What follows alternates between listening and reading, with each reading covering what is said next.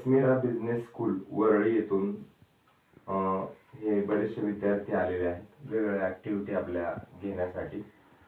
त्यांना विशेष म्हणजे विद्यार्थ्यांमध्ये वेगवेगळ्या प्रकारच्या ऍक्टिव्हिटी घेण्याची विशेष आवड आहे असं मॅडमनी मला सांगितलं. तर मेटा फाउंडेशन म्हणजे ही एक संस्थाची माहिती तुम्हाला माहित असेल की फक्त गरिबांसाठी जे ट्रायबल स्टुडंट आहेत त्यांच्यासाठी ही एक सामाजिक संस्था. कुठलेही आर्थिक हे न करता मुलांना ही सगळ्या प्रकारची सेवा केली जाते.